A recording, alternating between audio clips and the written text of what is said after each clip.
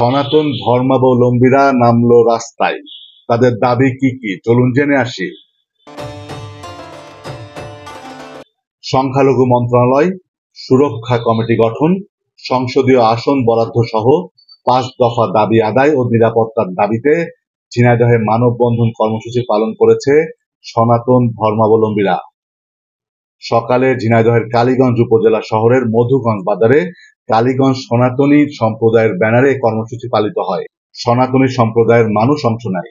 ঘণ্টাব্যাপী চলা এই কর্মসূচিতে কালীগঞ্জ হিন্দু বৌদ্ধ খ্রিস্টান ঐক্য পরিষদের সভাপতি তিথিরানী ভদ্র, পূজা উদযাপন পরিষদের সাধারণ সম্পাদক প্রশান্ত খা সহ অন্যান্যরা বক্তব্য রাখেন। তারা তাদের দাবি মেনে নেওয়া সহ দেশের বিভিন্ন স্থানে সনাতনী ধর্মাবলম্বীদের মন্দির, বাড়িঘর ভাঙচুর, লুটপাটের প্রতিবাদ জানিয়ে সকলের নিরাপত্তার দাবিও জানান। আমি কি একা আওয়ামী লীগ করি?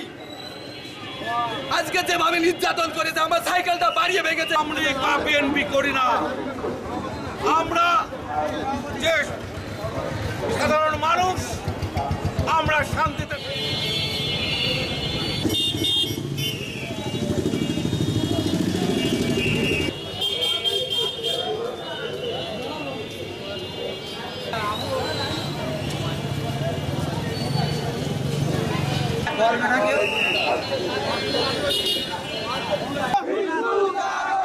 আজকের শাহবাগে যে সনাতনী ভাইয়েরা আন্দোলন প্রতিবাদ করে তুলতে হবে।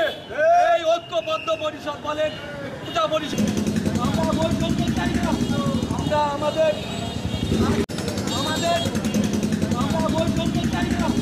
আমরা আমাদের